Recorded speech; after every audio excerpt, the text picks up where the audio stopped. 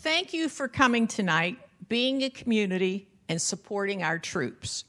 Recognized residents who are in Vietnam vets: Rick Miller, the Navy; Gary Dorning, the Army; and Sam McClinchy, the Marines. Also, Linda Cable, I just found out a few weeks ago, was a donut dolly in Korea in 1968, and Pat Daughtery was with the USO. Also, Anna Marie Hartman as a stewardess who was on flights from Vietnam to Thailand and other countries. Special thanks to Jim Lee, Pat Dorning, Karen Hammond, and my great sister Mim for assisting me in this program. Mim will show you a PowerPoint as I start to speak about my experiences in Vietnam. Purpose found me early in life. When I was only 22 and 24 years old, I resigned from teaching positions after finishing a year each at Chartiers Valley High School and the University of Pittsburgh to serve 2 different tours in Vietnam with American Red Cross from June 1966-67 and January 69 through 70. I could not turn down Red Cross requests from headquarters to return again. The program was called SRAO, Supplemental Recreational Activities and Overseas, and under the Department of Defense auspices. I was blessed to have great mentors who shaped my life. Besides my parents, our parents, a few teachers, there were 2 special people in Vietnam. One, Quinn Smith, our executive director in Saigon with an MBA. About 35 years old, she displayed calmness, trust, and reassurance under difficult circumstances. I learned the importance of negotiating, staying calm, cool, collected, and in control of my own emotions and thoughts when under stress. The second person was Colonel Farmer. He was head of the 25th Army Infantry Division in Pleiku. He taught me a very important lesson. When I shared I was nervous about meeting the first time a 2-star general at an Air Force base, he said to me, "Rose, every man puts his pants on the same way and breathes the same air." I was never intimidated nor apprehensive after learning this lesson. After all, we are all humans, no matter of rank, positions, or titles. There's a famous Chinese proverb that says, "He who returns from a journey is not the same as he left." Vietnam changed my life forever, and I really appreciate daily living, family, teamwork, leadership, friendship, and kindness. Donut Dollies got their name during World War II, and in Korea, the girls actually did serve donuts and coffee besides doing recreational programs. In Vietnam, there were no donuts, but we had Kool-Aid, which servicemen called bug juice. Young Vietnam GIs called us affectionately chopper chicks, as we rode several times daily in Huey helicopters by brave crewmen to forward fire bases. Remember, these men were almost all drafted and very young, 17 to 22 years old. Average age was 19 years old, and 76% were from lower socioeconomic families. Only 34.5% of Vietnam vets are still alive today. Total, we lost over 55,000 American soldiers, and the South Vietnamese lost over 200,000 soldiers. Altogether, 627 women served with American Red Cross in Vietnam from 1966 to 1972. All were college graduates, all leaders in their class, with varied degrees and between the ages of 21 to 25 years old and single. We had 2 weeks intensive training in DC to learn about military command structure, policies such as no smoking, swearing, drinking, and program development besides understanding the Vietnamese culture and history.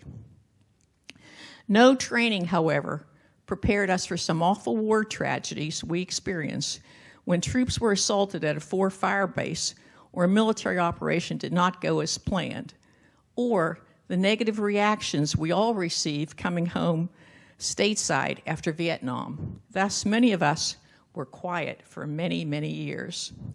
Everyone has a story to tell, and now time to tell ours. And I am proud to tell this story about the Red Cross girls. My first tour stationed in Nha Trang, Pleiku, and Long Binh. Second tour, I was stationed in Saigon, but only there one day a week, as out in the field constantly. As an assistant executive director, my job was to check on logistics and match girls' personalities with their skill sets, so mobile programs in the forward fire bases were entertaining, challenging, and fun. Sports, history, and music themes were very popular. Programs with props and large canvas brown bag, laughter, help boost morale, and temporarily take the enlisted men's minds off the war.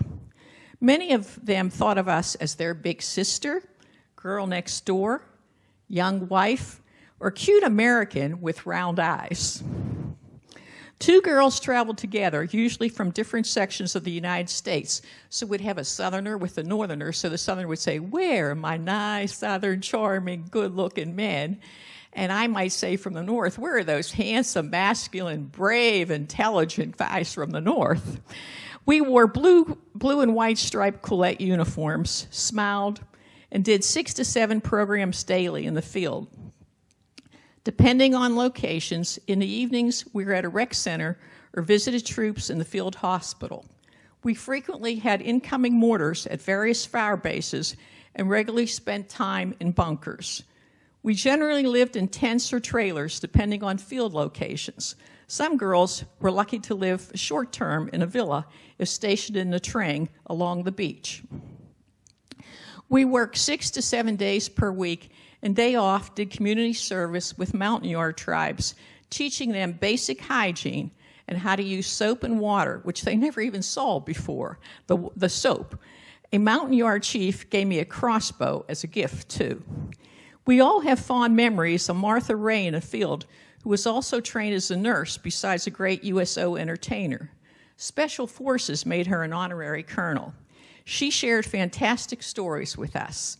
The young troops really enjoyed Nancy Sinatra with her singing voice and famous white boots besides good looks. These entertainers stayed with us in our trailer while performing for the Bob Hope USO tours. Also, when varied skill sets were needed, donut dollies were also transferred to different military units throughout their 12-month tour. This was to make sure that no one got too attached to a special unit or too close emotionally or romantically for everyone's protection and well-being. After 6 months, we were also permitted to go on R&R out of the country for 1 week, thus opportunities for us to see other Asian countries such as Japan, Thailand, Hong Kong, or Singapore. We were paid $4,500 per year, but we did have free food and shelter. 5 donut dollies were killed in Vietnam, a jeep and chopper accidents, a serious medical illness, and 1 raped and murdered by a serviceman on drugs during the evening. She had only been in country for less than 2 weeks. Now, 50 years later, I think Mim has a slide of our special annual conference in Pennsylvania in the Heinz History Center. Todd DePacino, who you all know well, coordinated with the American Red Cross and Mim and I for a very successful storytelling program with gals and service personnel. I was surprised and awarded special recognition and pin for all my Red Cross volunteer years after Vietnam. This award-winning documentary film by Hot Springs Film Festival Donut Dollies was produced by Norm Anderson, whose mother, Dorset, served in Vietnam in 1968. He wanted to tell this story of the unsung heroes 50 years later. However, before the movie, I want to share a few personal stories. I think Mim has a slide about Teddy Winowich. This was my first love. We were 7 years old, both from the south side, 1 block away, and he came to my mother and said, "Miss Carly, may I take Rose to the movie? I have 50 cents for both of us, plus money for popcorn." When my mother checked with his mother, of course we went to the movies, and it was fun. And we were friends all the way up to the 10th grade, very close. Then he went off to military school because he needed a little more discipline in his life. And he became, in Vietnam, He was a gunner on a chopper. And excuse me for saying this, but gunners are what are called badass.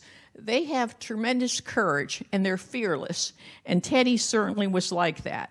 He was the first person from Pittsburgh who was killed in the Vietnam War. Another story I'd like to tell you is about a gentleman I met in Vietnam who was in a back room looking very sad, depressed, and all alone. And when I said to a captain, I said, "Sir, what's that soldier doing over there?" He said, "Oh, he's depressed, or he doesn't want to fight the war, so we're just leaving him there." And I went back to check on him, and I says, "Hi, my name's Rose. I'm from Pittsburgh, Pennsylvania. What's your name?" He said, "Jesus Christ." I says, "Wow, well, Jesus," I told him my name, shook his hand, smiled, and I knew fate and God intervened and motivated me later to become a psychologist. Afterwards, I treated Vietnam vets and their families pro bono from Fort Bend, Georgia, with PTSD for over 10 years at my Center for Life Coping Skills. Back then, we didn't know what post-traumatic stress disorder was. And then before retiring from the UPMC health plan, I was just thrilled to have my two sisters, Mim and Alex, join me to return to Vietnam so that I could show them this beautiful country and the people. And then from there, we went to other countries. I'm eternally grateful for all who served before, during, and afterwards, and their families, of course, who supported them. God bless America. Never forget and pray for peace and democracy worldwide. I hope you enjoy this movie, and I hope you have a few Kleenexes close by. Thank you.